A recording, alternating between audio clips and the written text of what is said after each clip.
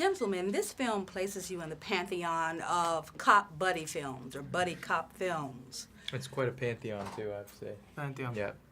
Name some of the ones that you think you'd liken this film to.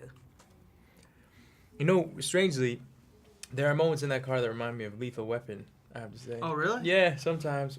There's just a sense of humor and a sense of, like, you know, I think inside the cop car before, you know, outside the cop car, obviously the two of them are dealing, you know, in a very, very big, you know, action-y type of movie. But I think, I mean, that, I will... For me, I think of a couple of things, but I think of like some Sidney Lumet films, just in general. We rehearsed a lot, like you know, Serpico. like Serpico. Serpico is one of my favorite movies, and you know that's another thing that like you know that really helped chemistry is that like he has such a love for film, and so do I. I'm like I don't like. I guess it's not really cool to say that you love movies and film as actors, but I do, you know, and I know he does. Of course. But we like the same kind of stuff, and sometimes he would open my eyes to like a lot of really interesting things. But I think Serpico and maybe Dog Day Afternoon because of the relationships. The video camera is central to the telling of this story. You live your lives before the camera, as it were, so people like me can get to know you. How do you personally use video camera in your own lives?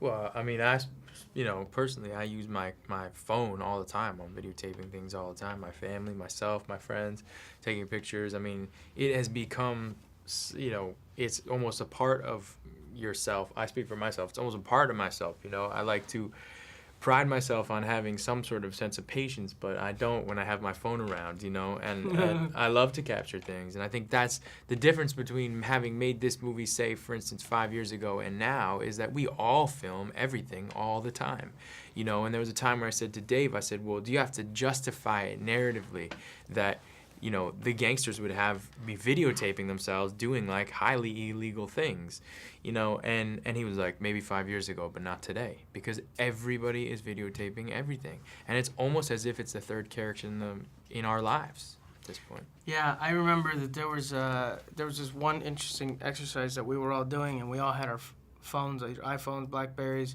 Samsungs, or whatever, and it was when we would get tased.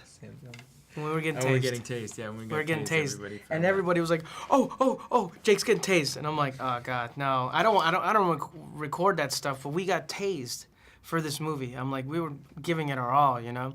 And I found out that there's no real cool way to look while being tased. That's you can't true. look cool. There is no cool way. How does it of being feel? It feels like 1,000 volts of electricity going through your body in a very short period of time. like when you That's a good feel it. description. When you feel it, you're like, yeah, that feels like execution. Like it's like this No, is it's exactly very, correct. Very, very painful. It's like But- your muscles are like convulsed. It's crazy. Yeah, you have no motor control, so it's just. Wow, they're telling me my time is up with you. Congratulations, this is a film certainly worth seeing, and we'll do all we can to make sure people do. Thank you. Okay, thank you. Thank you very much. Welcome.